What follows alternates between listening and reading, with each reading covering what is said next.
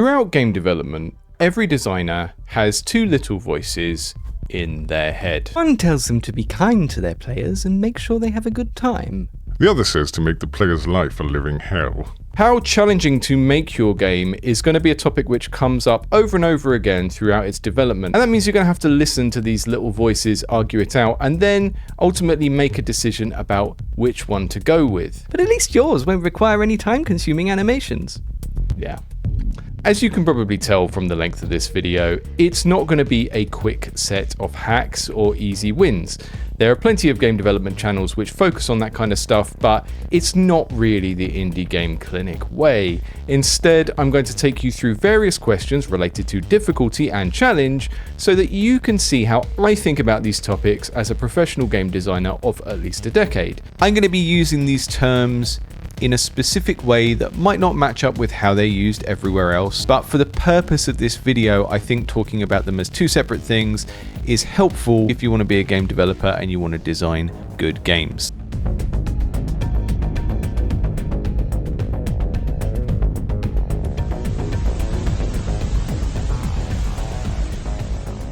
Most games are about overcoming some sort of challenge, but there are types of games which aren't. They are more there to be an interactive story where you just sort of experience a world, and some games are more of a toy. They don't have a goal, they're not judging you on how good you are at playing them. That's things like Tiny Glade, which is even marketed as a toy on Steam. So when I say this type of game is mainly just a story or mainly just a toy, I'm not saying that to be disparaging, but from a game design point of view, that means that we don't need to think about challenge and difficulty in the context of those games. Whereas if you're making an action game, a strategy game, or a puzzle game, you need to think about the challenge and the difficulty because that's what people are there to experience. And the bigger you go and the more complex the project is, the more it can have action and strategy and puzzle and story all mixed in together for people to enjoy. That's great, but as smaller indie developers, sometimes we want to focus on maybe just one or two of these things, and challenge is important whenever a player is being tested on something. I'm also not going to spend loads of time in this video talking about traditional difficulty modes or any debates that exist around that, although I do think it's worth noticing here that there's been this trend over the last 20 years to stop referring to the easy mode as easy mode and start to talk about it as the story mode. Challenge is more or less relevant depending on what type of game that you're playing, and if you've got a game that is kind of a action game with a story in, some people might want to play the quote-unquote easy mode because they're mainly there to experience the story and they're not as interested in failing a bunch of times and proving their skills. We've started to label difficulty modes in a different way, and I think that's generally a good thing because having an easy mode that's called Tell Me a Story is much more clearly aligned with why someone would pick the easy mode in the first place, because the thing that they're interested in is not necessarily being challenged in certain skills in that game, and I think that's worth thinking about. Even in a very story-focused game, there should usually be some sort of friction stopping the player from immediately getting what they want. Yeah, like a boss with a big gun.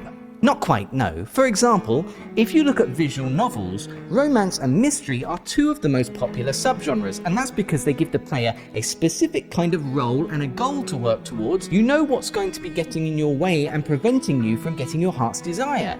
In a mystery, we have an intriguing plot to uncover, and probably some duplicitous characters who want to hide what really happened. Whereas in a romance, we will have some need to impress or bond with other characters, and in both cases, we'll be asked to exercise observation and judgment of the situation we're in. So, even in a type of game which doesn't seem to be very focused on player skill, on failure and success, think of your interaction design in terms of what the player wants to achieve and then providing some interesting friction to stop them getting it. What's the player's goal, and which tools do they have for trying to achieve it? And what kind of complication are you going to put in the way of their success?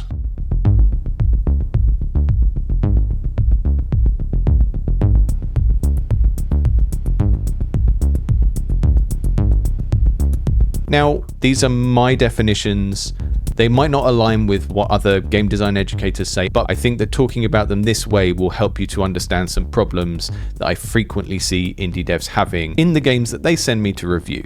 So the way that I want you to think about these two terms here is that difficulty is quantitative. So it's something that we can talk about in terms of how much is there. It's something numerical where we can turn sliders up and down. You know, if you want to think more technically about it, we are using like a global variable to modify a bunch of other variables in the game to make the game easier or harder. And that's what difficulty usually means, and how it is served to players by difficulty screens and different types of accessibility sliders and stuff like that. It is a question of how much. Whereas challenge is the qualitative thing. I don't mean quality as in good or bad. I mean quality as in what kind of thing is this? What actual skills are being tested by this game? What type of enjoyment is someone supposed to get from playing this game in terms of the type of thinking that they're asked to do, or the type of reactions they're meant to exercise as they use the controls, and all of that kind of stuff. So challenge is basically what type of game are you making? What skills are you testing in your game? And difficulty is more a matter of like, how much is it doing that, either all the way through the game or at certain points, or based on which mode you put it in.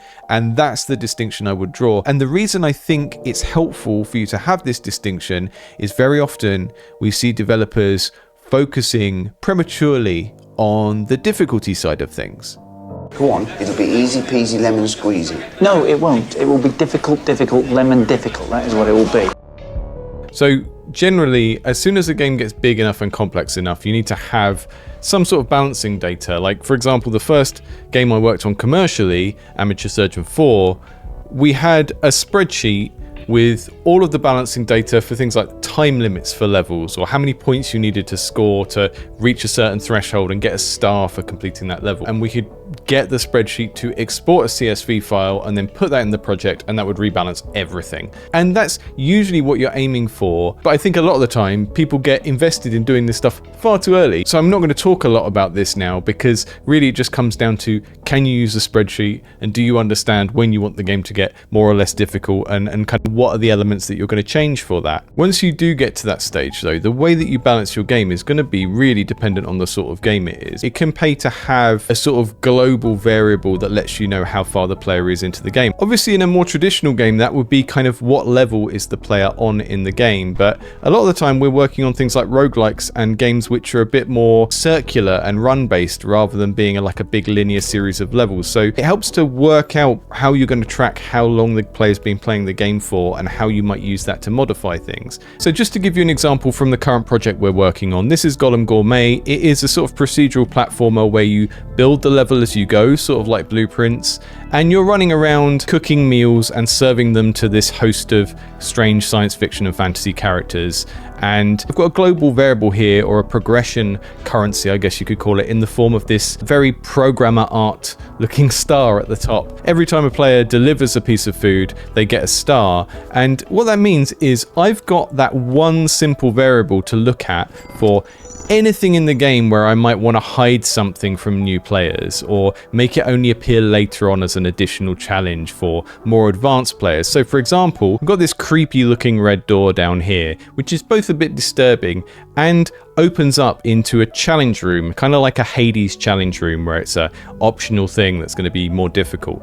And if I feed this, it's going to open for me and spawn one of those rooms. Now, that's a piece of content that I might not want someone to encounter in the first 30 minutes of playing, until they've sort of established that they understand the basic mechanics of the game and are sort of familiar with platforming, and especially seeing as we've gone for a kind of creepy cute art style, and because this game could potentially attract people who don't normally play these kind of twitchy skill-based platformers, it's important to make sure that the player is onboarded properly until they hit the point where they start finding things that are really scary or are going to challenge them a little bit more. So because I've got that global variable of how many customers has the player served already, I've just got one place to reference to just work out how far are they into the game. And that can be really, really helpful in this type of game, which is run based, where you're not completing a series of authored linear levels. Here's the game data for all of the different food items that a diner might request, and some of them are more difficult to cook. Some of them require you to use bits of a tentacle monster, which again isn't going to show up until later in the game because it's a more challenging recipe. I've got these star ranges and I've loosely mapped them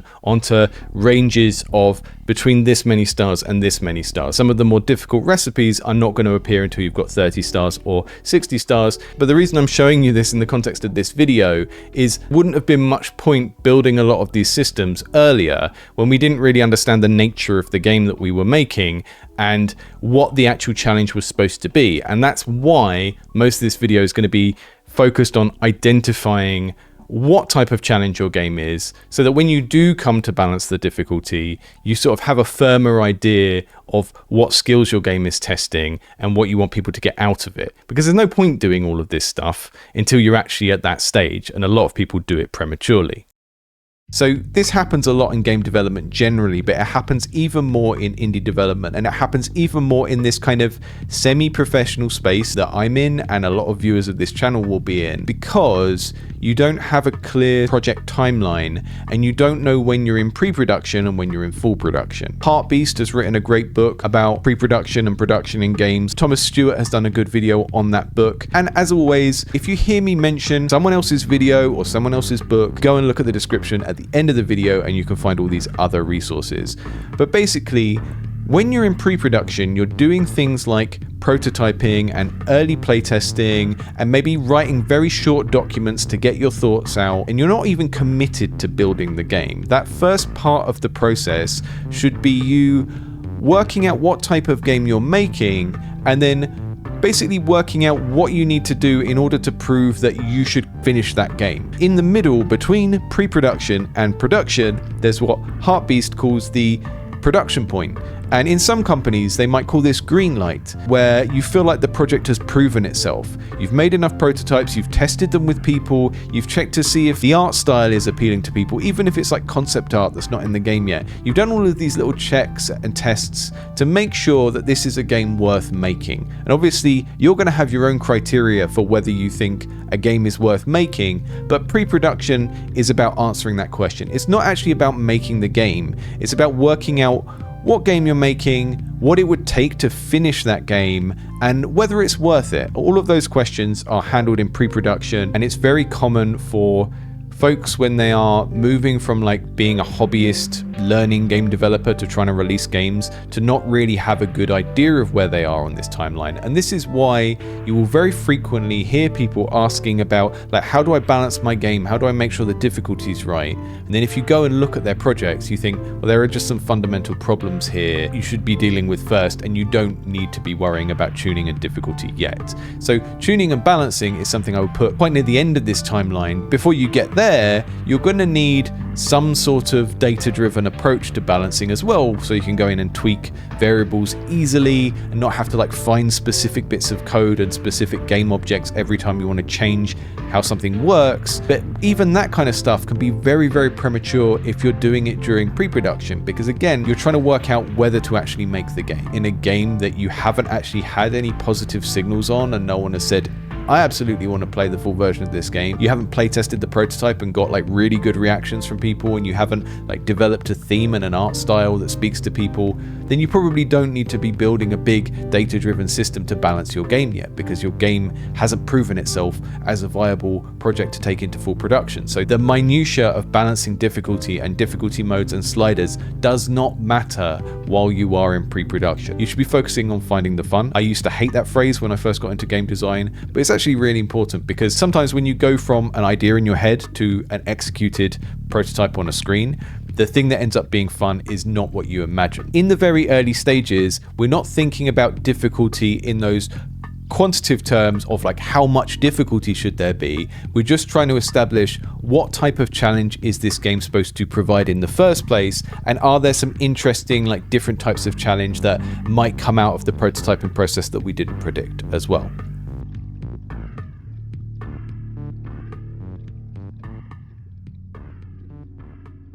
There are things that players will struggle with, but they're not necessarily the things that you intended them to struggle with. You're building a game that is meant to test someone's ability to plan, if it's like a strategy or a management game, or their ability to read the situation and respond quickly if it's an action game. But sometimes there'll be some other test you don't intend to be there. A classic example of this would be something like colorblindness, where devs have made a game that's meant to test a bunch of skills. It's not actually meant to test someone's ability to differentiate color, but the way that they visually designed the game means that color is the only way of knowing certain pieces of information, and that means that the game is way harder for a colorblind person. That is what I would call a barrier to play. You're going to see the player struggle with something that you didn't intend them to struggle with, and it's not actually a deliberate part of the challenge design of the game.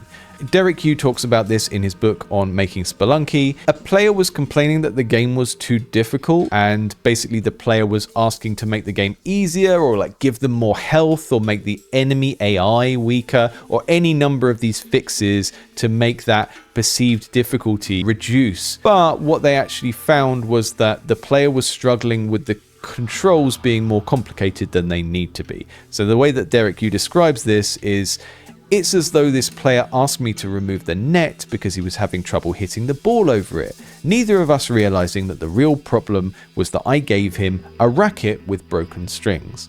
Right? So here the player is saying, the game is too difficult for me, please remove the challenge, take the net away so that I don't have to hit the ball over a net. And what Derek Yu is actually reflecting on here is that the controls that he designed for the game were introducing a barrier to play. You cannot start thinking about difficulty and tuning the difficulty of your game while it still has barriers to play. And you can't even really properly judge whether people are enjoying the challenge if they are struggling with things like controls and usability. Now, you can only deal with that to a reasonable extent in terms of like how much time you have and how many different types of players you're going to cater to and how many different control preferences and all of that kind of stuff. But if you don't attend to it at all, you're not going to have a good sense of whether people enjoy the challenge in the first place. It will be difficult, difficult, lemon difficult. And the challenge that the developer wants their players to engage with is not actually, can you tell the difference between red and green, or can you remember all of these buttons that I've given you to remember. That's not actually the challenge that the game is about, and if that becomes a problem, then that's a barrier to play that needs to be dealt with before you can think about any of this other stuff.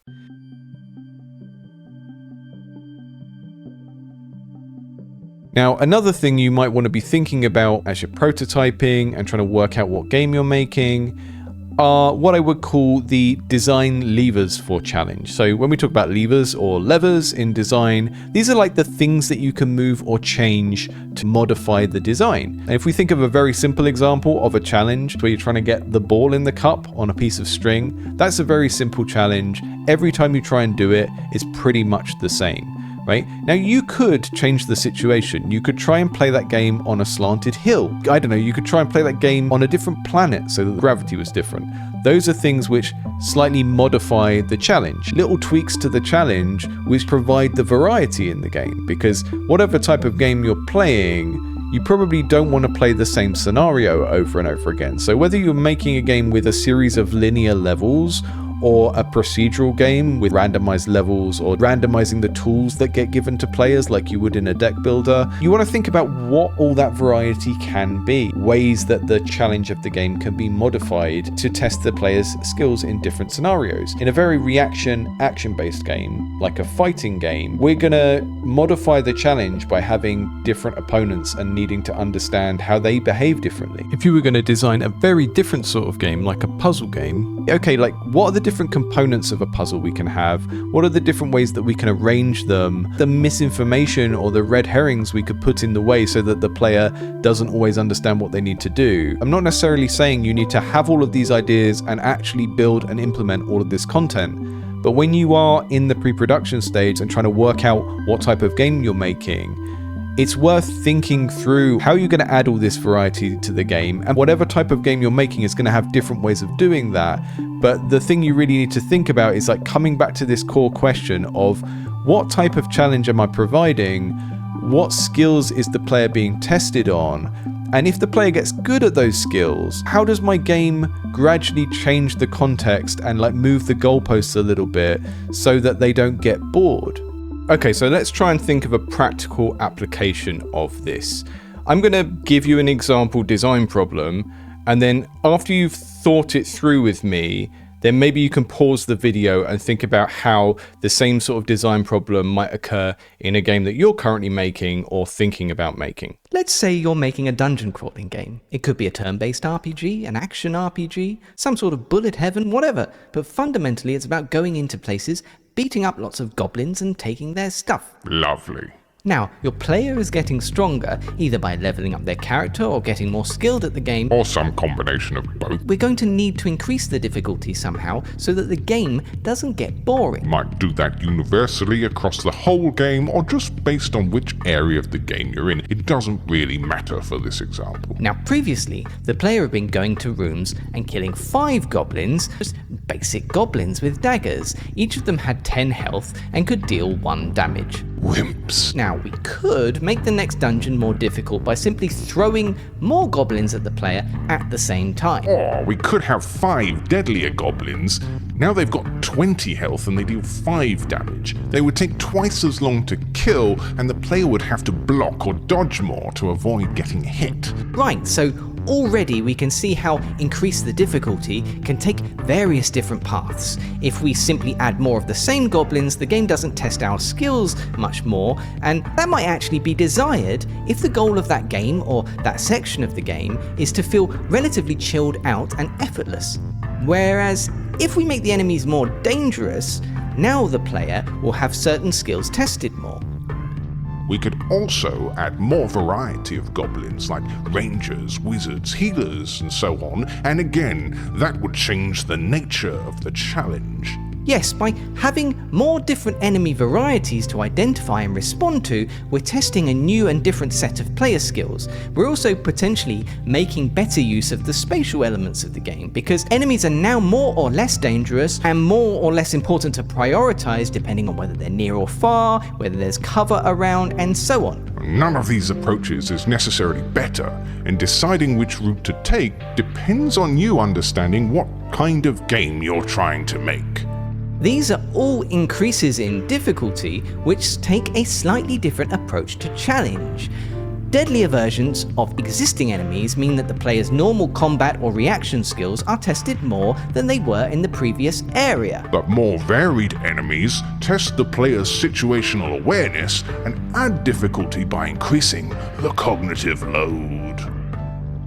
Now, cognitive load is a big topic that I could probably do an entire video on, but to give it to you simply, we're thinking about how much of someone's brain power or concentration is taken up by a given thought or activity. And when you're learning a new skill, you have to think more consciously about what you're doing. It takes up all of your focus. So if you've ever learned to drive, for example, think back to what that process was like and compare it to how it is now that you know to drive, and it's kind of almost subconscious and you can almost think about and do other things while you're doing it within reason. So when you're learning a new skill, whether it's learning to drive or play an instrument or play a video game, you are basically using up more of your brain at any given moment because you have to consciously focus on the thing you're doing, and then it gradually becomes more automatic. Likewise, if a video game introduces lots of new things very, very quickly, it's going to overload a player's brain a little bit more. And if a game tests a lot of different skills at the same time, or gives you lots of different things on screen to judge and prioritize at the same time, it's also going to increase the cognitive load. Now, high cognitive load isn't automatically a bad thing. In fact, when it's too low, that's when we get bored. But the process of starting a game at a good learning difficulty and gradually increasing it usually revolves around understanding the amount of complexity that we're giving the player at any given time and whether it's appropriate to their stage of learning in the game. So we have a general theory of fun that comes from Ralph Costa and other thinkers, which is that what we experience as fun when we play games is basically nature's way of tricking us into learning things. So we have this baked-in system of curiosity and testing the limits of things, which enables us to kind of learn new skills or gain new understandings of the things around us. We have this built-in desire to follow curiosity and see what would happen if we do this thing or the other thing. Ian Bogost also talks about play in terms of like the play or give of a machine or system. Like if you try and wiggle around in your office chair, you're testing how much play it has, like how much maneuverability left or right it has, which I think is a helpful thing to think about here, because when people play a game and they learn a game, that's kind of what they're doing. They're testing out all of the corners of the system and like seeing what can be done in the space of your game. And that's why a game that has more variability of the challenges and the thematic content is going to be more interesting to people, both in terms of the initial appeal and the longevity of that game in terms of like, do people want to play it over and over and over again? But, and you will know this already because you are a human being who has met other human beings, people find different things fun. So when we talk about game genres, they are sort of shortcuts which help us to align audiences with media that they like or media that do something that they want at that exact moment. Some people consume lots of horror media and it's something they do all the time. Other people might have to be in a specific mood or social context to want to consume horror media. Genres tell us what type of experience we're going to get, and sometimes we like a particular experience because that's our favorite thing, and sometimes we like a particular type of experience based on the context. But the thing that's great about game genres, or at least most of them, is they give us a very clear sense of what skill is being tested. And this is why I think it's really important, particularly for indies, to make types of game that you understand. When you start committing to making a sort of game, you do need to play it as research. That's like a professional expectation of game developers, that playing games is part of your job. Every time I say this, I get pushback from people who say, I don't have time. It's part of your job to understand the medium that you're working in. And every game studio I have worked in has had time allocated to staff to allow them to do research play and to understand competitor games.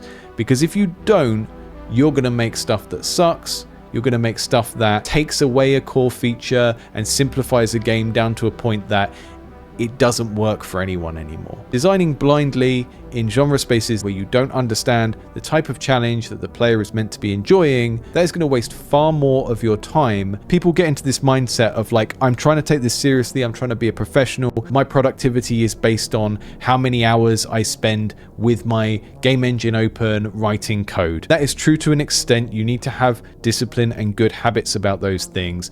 But if you go into an unfamiliar genre space and you are making a game where you just fundamentally don't understand the design patterns of that genre, you don't understand the thought processes of that player and the types of challenge that they are meant to enjoy and why they enjoy them, you are going to have a problem, and that is going to waste you way more time than the 10, 20, 30 hours you might have spent play researching similar games. So I've had my little preach to you about play as research. Let's just jump through a couple of really popular genres of games and have a think about what makes them popular with the people who play them. So think about those different types of brains. They want different types of experience. What is someone getting out of this game? What are they hoping to get, and how does it fulfill that? So it's a metroidvania, which basically means it is an open world platformer where you explore all of these different areas and it's one big contiguous world.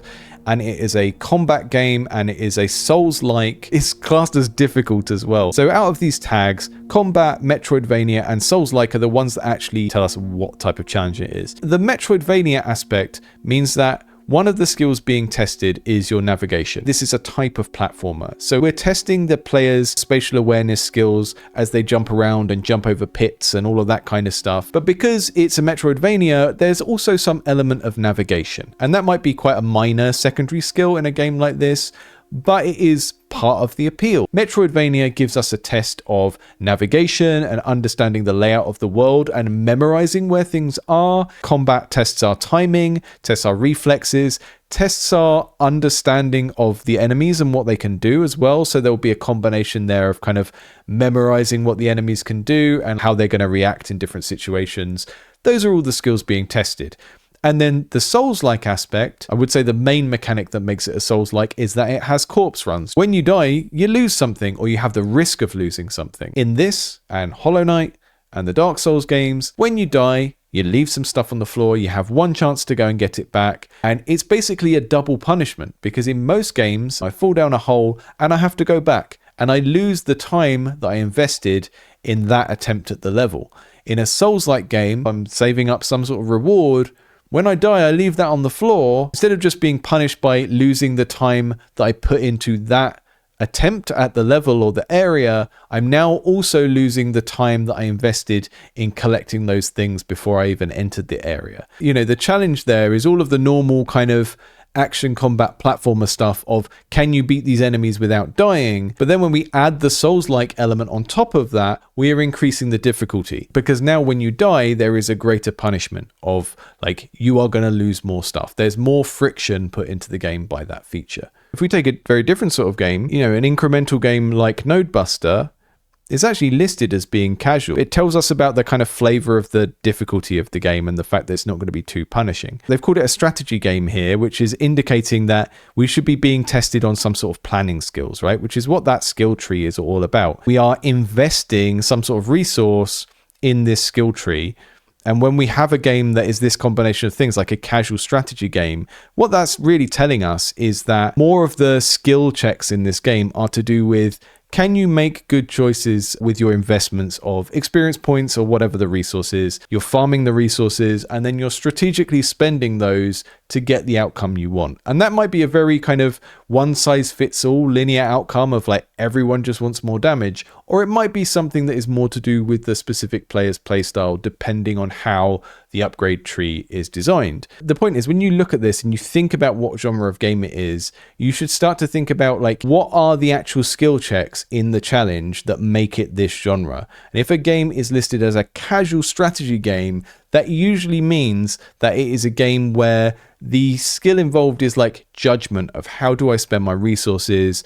But the fact that it's casual usually means that there's not a massive punishment for spending the resources badly. If you were to compare that to something like Darkest Dungeon, this is a game that has a lot of resource management, and a lot of the choices that you make back in the hamlet, like your town where you manage your heroes, they have a very long tail. So that's quite punishing to spend resources in a game in a suboptimal way, and for the consequences of those actions to last for like 30 or 40 hours. So when you're thinking about the difficulty of your game, like the long-term difficulty of your game, this is one of the aspects that makes a game feel more hardcore and punishing, is having these consequences, these negative consequences that last for a long time. In Darkest Dungeon, those long negative consequences could be to do with spending your resources in a bad way or permanently losing a character. And in a game like Blasphemous or Hollow Knight, you lose a lot of progress. Whereas a game that we would think of as more casual usually just has fewer punishments in. This is why when you see a game like Hades and it's listed as a roguelite, this is kind of perceived as being a little bit more casual, because when you die, you keep some resources. It is way less punishing. It's still challenging to do this combat and to go through the levels and to make the little strategic choices about which power-ups to get. It's not quite as punishing when you lose. That makes the difficulty feel different, and it means it's for a slightly different audience as well.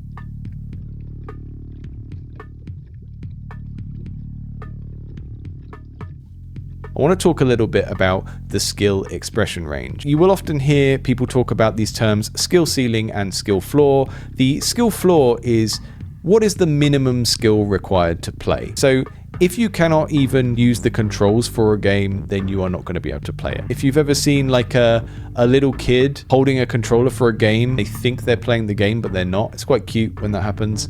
They basically don't even have the cognitive skill required to understand how their actions at the controllers map onto the game, right? So they can't play. If you can't reach the skill floor, you can't play at all.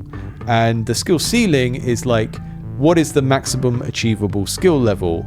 And we can think of different ranges of these two variables as being different types of games, right? So a very casual game is a game that has a very low skill floor, a very low barrier to entry, and usually has a low skill ceiling, although that's not as important for this definition. And very hardcore games tend to be games that have a moderate skill floor, like you can't even play them unless you understand this basic stuff. And even just control complexity can be a very good example of this. And that is why casual games have been historically associated with simplified interfaces like the Wii remote from the Nintendo Wii, touchscreens and phones and devices that people have bought for, their work or their family life. There's this hypothetical perfect game, and you used to hear this a lot in board game marketing where people would say, oh, this game is easy to learn but difficult to master. Making a game that caters to that many different types of people just requires a lot more effort than making a game that is catered to a niche. Rage games like Bennett Foddy's Getting Over It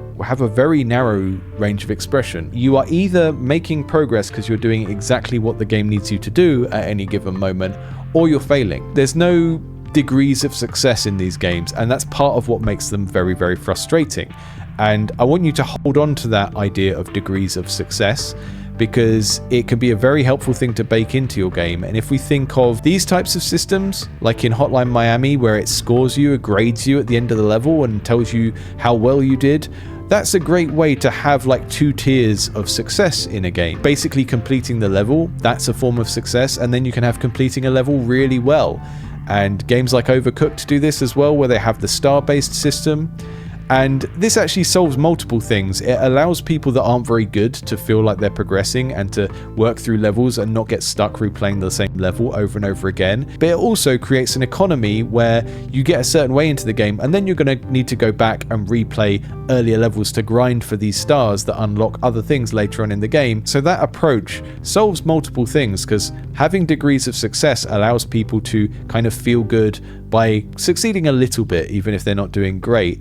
But it also just creates this reason to replay the same content and practice it and get better at it, which doesn't require you to just get stuck and keep retrying that same area over and over again. That's a characteristic of Dark Souls games. Sometimes they have some branches where you can choose which boss to do next, but most of the time they're incredibly linear, and when you're stuck on a particular area, you just have to get good at it and you can't go off and do something else. So when you're thinking about what types of challenge you give people and how hardcore and punishing you want your game to be, you can also think about like how variable and flexible is it in terms of which order the players do their challenges in.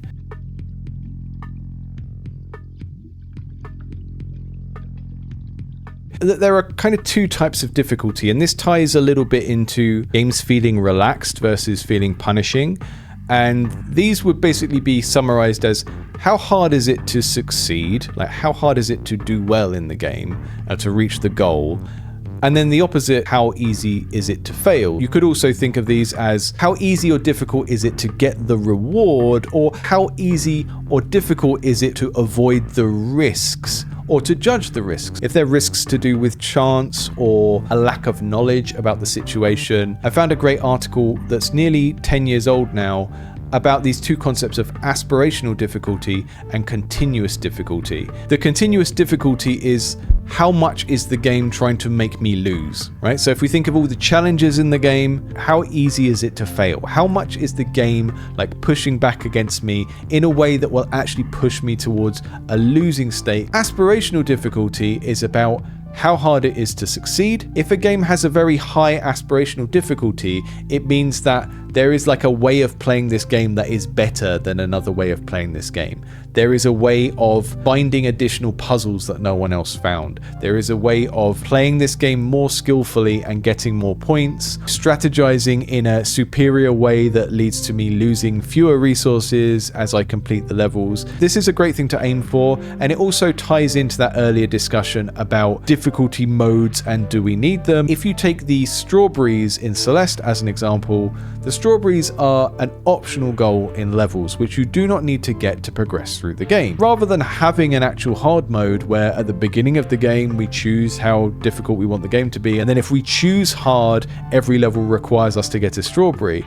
We don't do that. We let the players progress by completing the basic version of the level, and then we give them the option of doing a harder version of that level just in that moment, depending on where they are in the game, how long they've been playing for, how they feel when they sit down to play that session. We're giving them all of that flexibility rather than saying, no, at this point in the game you must do exactly what I ask you to do, which creates a bigger barrier to the player enjoying the game. Because what this system gives you is flexibility. You can choose to try and play the next level, make progress and see what the next thing is, so you could be more driven by your kind of curiosity of wanting to see further into the game, or you could be driven by this completionism of wanting to go and finish off stuff that you haven't done before. And that gives some flexibility. The base level of difficulty of the challenge is not that high. You can have this kind of flexibility of being able to go back and try things at a harder difficulty, even if it's not actually presented to you as being a difficulty mode. And if your game has a bunch of different ways of doing things, then you can even have optional challenges just sort of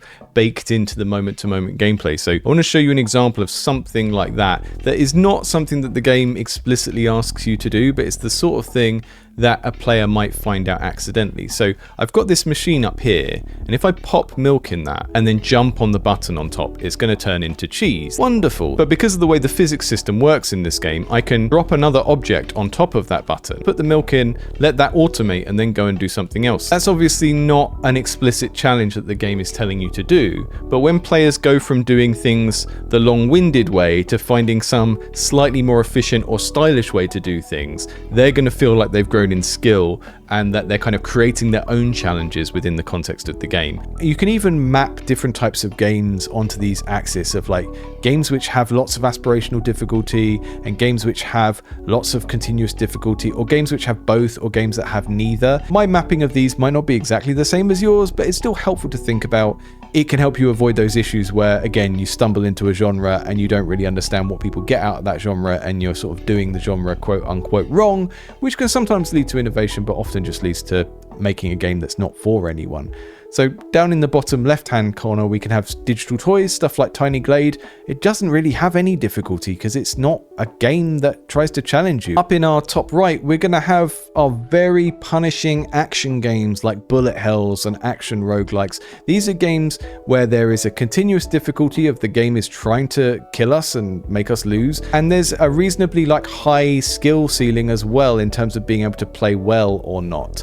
And then maybe a little bit further down with slightly less continuous difficulty, we might have action roguelites like Hades, because you're grinding for a resource, and when you spend that resource, it basically reduces the continuous difficulty. You know, if you upgrade a health bar in a game, you are reducing the continuous difficulty because you are making it harder for the game to kill you. Down in the bottom right, we've got stuff like cozy life sims and idle incremental games, where anything that you might consider difficulty is more about grind and the amount of time and effort something takes, and the fact that you don't have enough hours in the day, but the game isn't trying to kill you. Now, Stardew Valley is slightly a unique example because we can go down in the mines and get beaten up by a monster, so it has a little bit more continuous difficulty, but generally these categories of things kind of belong down in this corner. For a lot of people that play cozy games, the thing that they like is that it has this element, it has, work, there is some sort of challenge, even if it's mostly to do with judgment, but the challenge is not this stressful, can you avoid getting murdered by something type challenge. So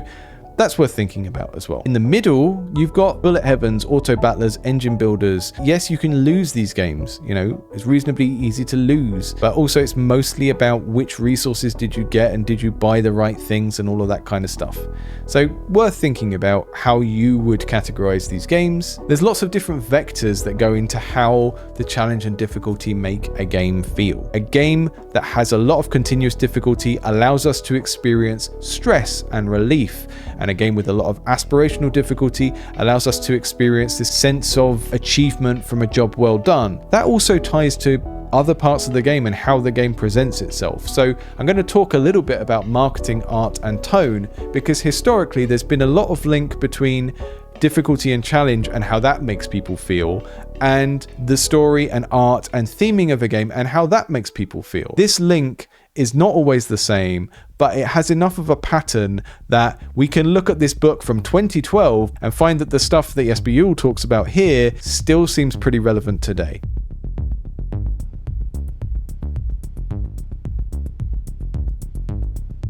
When we talk about casual and hardcore, I know it's very common for gamers to use the term casual dismissively or as an insult, but in the games industry more broadly, these are technical terms to do with different schools of thought on game design and different markets and what they need when they play a game.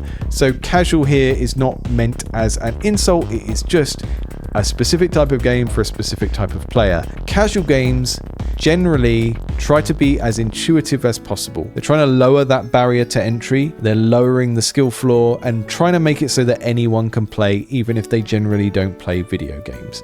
And hardcore games tend to be more complicated. They require prior knowledge of how a controller works or how a particular hardcore genre like a FPS or RTS works. And that's kind of one of the distinctions between casual and hardcore games, is sort of intuitive versus complicated. Another one is that hardcore games are very demanding, not just in terms of being difficult, but in terms of not being very interruptible. They might not let you pause, they might only let you save at particular points.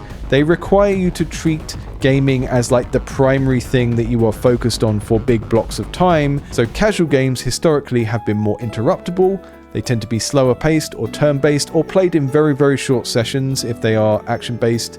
And they are things that kind of fit more into your day-to-day life. Casual games tend to try and be non-threatening.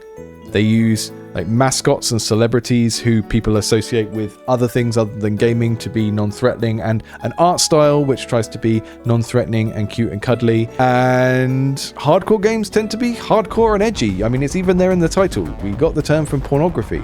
This is why you get stuff like, you know, if you go back to Daikatana's marketing in 2000 and you get the slogan, John Romero's about to make you his bitch. Now, John Romero has since apologized for this marketing campaign and said he didn't have anything to do with this, but I was 14 at the time, so I think it was very inappropriate of John Romero to say that about me. But, you know, there we are.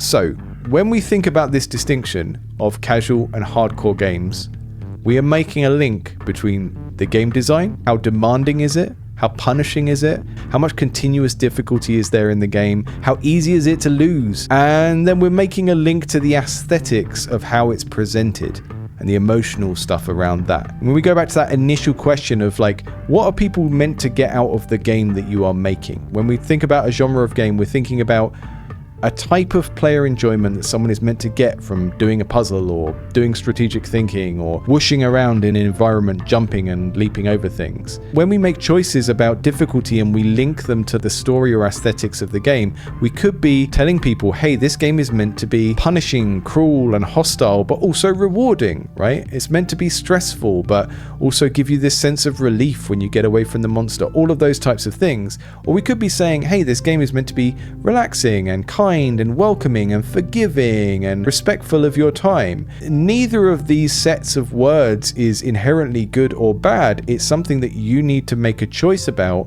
because you are the designer of your game. People play games to feel feelings, and if you don't understand what feelings your game is meant to make people feel, then your game isn't for anyone, and then you lose your right to complain when no one wants it.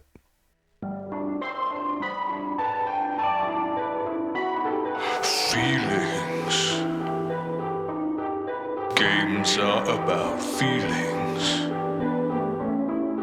Underestimate that, and you'll make crappy games. Teardrops rolling down your face, complaining that nobody has bought your crappy game.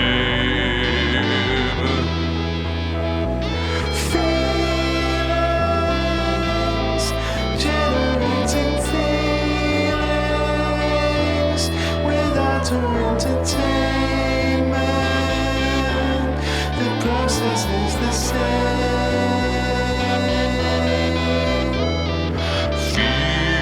Feelings, whoa, feelings. Don't act like understanding. Emotions is lame.